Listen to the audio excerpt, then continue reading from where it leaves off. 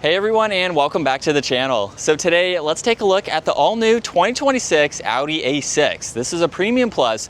Huge shout out to Audi Northlake for providing this sedan for me today. Take a look at their website. That link is down in the description. This A6 is finished off in a glacier white metallic, and with options, MSRP is just over $72,000. Now this is powered by the 3-liter turbocharged V6. It's now paired to the 7-speed S-Tronic automatic. Pumps out 362 horsepower, 406 pound-feet of torque. It is all-wheel drive, weighs in right around 4,300 pounds. It'll do 0 to 60 in 4.5 seconds with a top speed of 130 miles an hour. It also has a fuel capacity of 19.3 gallons, and you'll expect to see 20 miles per gallon in the city and 29 out on the highway. This also has a wheelbase of 115.1 inches. Its overall length is 196.8. It has a width of 73.8, a height of 57.4, and its ground clearance measures in at 4.2 inches. Now, as we move on to the exterior styling, this model also features the black optics package. So you'll notice a lot of gloss black accents, and it even upgrades the wheels as well. So you'll notice the gloss black trim accents, which are also vents on both sides to provide additional airflow. You'll notice the latest Audi design for the badge. There's a forward-facing camera along with parking sensors and a sensor in the lower section of the grille to provide information for your distance pacing and all of that tech. Now this still retains the hexagonal design for the grille with plenty of cutouts in it, and this also features the matrix LED lights, and they have a really nice design to them overall. And then you'll notice a few lines coming down the hood to give it a great design. Now, like I said, this has the upgraded wheels. So these are 20 inches with the two-tone design to them. You'll notice there's some more gloss black for the lower section of the bumper. It's also on the power folding side mirrors, which feature a camera and a turn signal. There's more gloss black for the window trim, and then this features a full moonroof up top as well. You'll notice too, there's more gloss black trim accents for the door handles, and then really crisp lines that flow down the side, leading our way to the back here, where this has the LEDs for all of the lighting. You'll notice the backup camera, all of the parking sensors, and then the dual exhaust with some fins in that middle diffuser there. Now you can use the button on the key fob or the release underneath to gain access to your cargo space. This does have a power operating trunk. And in back, you have a good bit of space for this vehicle. You'll notice you have this hook here so you can place some bags or items there. There's also a storage net on one side. You have a little bit of space underneath the floor, but it's mainly for some of the electronics. You'll notice too, there's a 12 volt on one side, and of course you can fold the back seats down for even more interior space. And then you have the two buttons up top to close the trunk lid or to lock the vehicle. Now, if you do lock it, this does still retain proximity door handles, so you'll notice there's a section here to swipe to lock, and then you just place your hand underneath, and that is how you are able to unlock it. This is also paired with a really nice interior. You'll notice too, the manual adjusting sunshades. There's this trim accent here with Bang & Olufsen for the audio. You'll notice the wood trim accents as well. You have a window control and then some storage in that lower section, and the neat design for the release handle there. And then of course, the solid beige interior where you have the release here to fold the seats down. That way you can see into the back there where you can place in some larger items. Now, as we hop into the back at 5'10", I have a good bit of space. You'll notice there's storage nets on both sides. There's also auxiliaries. There's vents. This even has heated rear seats with that package for the Prestige. And then you also have all of your controls for temperature, fan speed, and where you'd like the air to go. And then at 5'10", I have maybe a ½ inch or so of headroom, so I can sit upright and ride around and be comfortable in the back, which is great. Now, right in the middle, you'll notice there's the armrest where you have cup holders, and you can also fold down this middle seat. So if you need to do that for whatever reason, you have the option to. And you'll notice those smaller cargo windows to help see around this area here, which is nice. Now, as we work our way up front, you'll notice the same design for the door panel.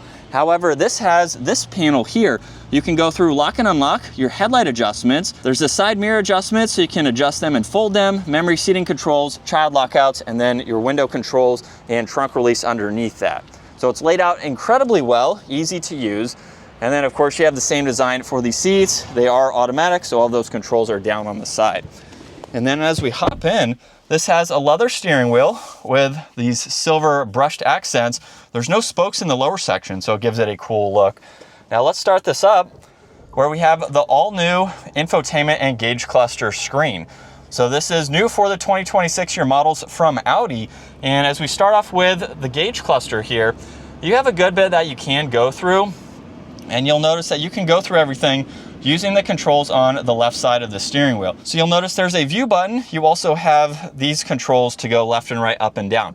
So if I start going left and right, you'll notice on the right side, we can toggle through all of this information just by using this control right here. Now, if we go to the left side, now we can toggle through this information on the left. And then you can go up and down just depending on the menu that you are in. Not all of them you'll be able to do that, but you can go through them as needed. Now you can also push on view and change the gauge cluster. So you have a few different ways to monitor that information. And then you can also get into the head-up display and go through a few settings. So you can look at your media, look at your navigation and driver assistance, or you can just have miles per hour and the speed limit sign. Now on the right side, you can get into the heated steering wheel. There's volume tuning. You also have a favorites control, so that way you can set that up to what you use the most. You also have your Bluetooth and voice commands, and there's paddle shifters on the back side. Now to the left, you get a good bit of storage down below. There's also one air vent, and then you have leather for the dash. And as we work our way to the infotainment system, it's pretty easy to go through. You'll notice on this left side, this is all going to be fixed. So on home, you have these screens here, so you can go through all this information. You can get into the navigation to pull that up in full screen, pair your phone, of course. You have various settings that you can go into to set everything up the way that you would like. The upper right, you have the 4 squares to get into all of these icons. So there's Apple CarPlay, Android Auto. You can get into vehicle, go through some of that information there. You have even more information and service that you can get into along with your lights and display. So you have a lot of different configurations to access. You can also pull up some more audio adjustments, and then you can get back into what I just showed here by going through all of those settings there. Now in the lower section, all of this is fixed. So you can get into your heated seats, ventilated seats, temperature. You have a menu for your climates, so that way you can easily access all of this information. You can even gain access to your rear adjustments as well. So you can get into the heated seats for your rear passengers, where you'd like there to go, temperature settings as well. So that is great to see. And then you also have a few other shortcuts here, like your driver profiles. You can get into your voice commands and mute for your audio. So pretty easy to go through. I like the sizing of it, and it's angled towards the driver slightly. Now you'll notice some gloss black trim accents underneath that. There's also air vents, wireless charging with auxiliaries. You have volume and tuning, along with a shortcut to drive select. So you can get into the different driving modes here, depending on the throttle response that you would like. There's traction control, engine start stop. And then you also have a shortcut to pull up some favorites here. So you can get into some of these tech features and set all of this up as needed to your liking. So you have quite a lot that you can further adjust. Now down below, there's also a shortcut to the camera system. So right now we're looking at the forward-facing angle with a top-down view. You can also bring this up in full screen or keep that top-down view. And you can go back and forth, of course, between your forward camera, you have your rear camera. You can also get into your side mirror angles as well, just by pushing on these shortcuts on the left side.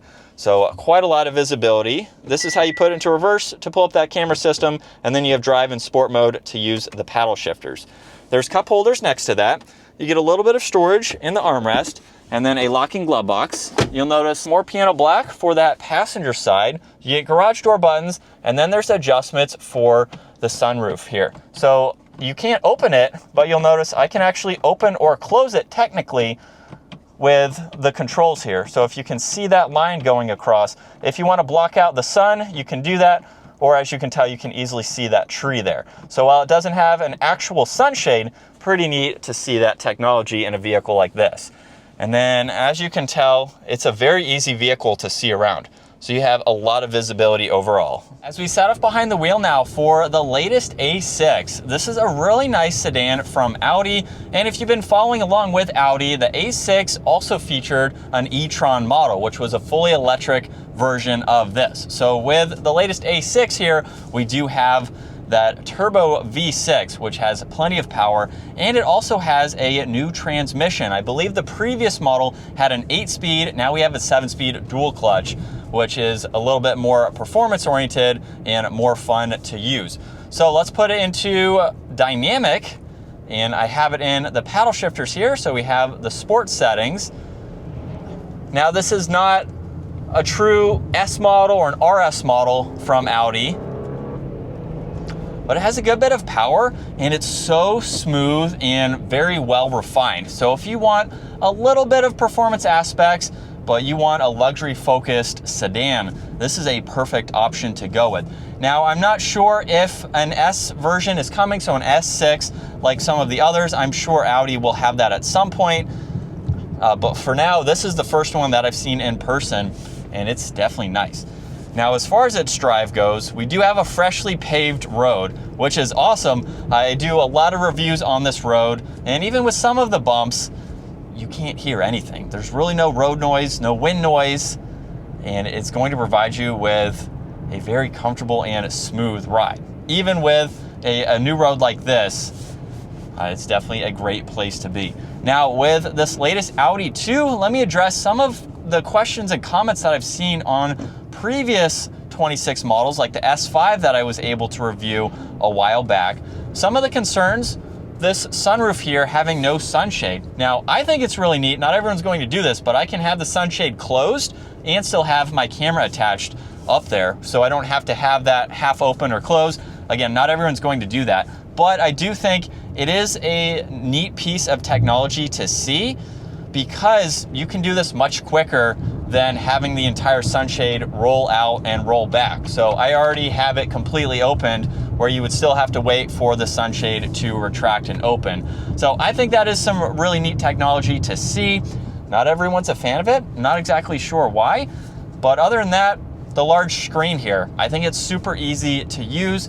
A lot of other manufacturers are going towards this style, and I don't think it's too large for the dash in this. And then as far as handling goes, we took that turn there at a normal rate of speed. This handling for it is pretty great. So again, it's not an S or an RS model, but it has some of those performance characteristics to give you a fun vehicle. So if you're taking this on some back roads, you can have the confidence to know that this is going to handle them pretty well. If you're not pushing it, of course. Then you also have a good bit of power, which is great to see. And still in dynamic second gear, here we go.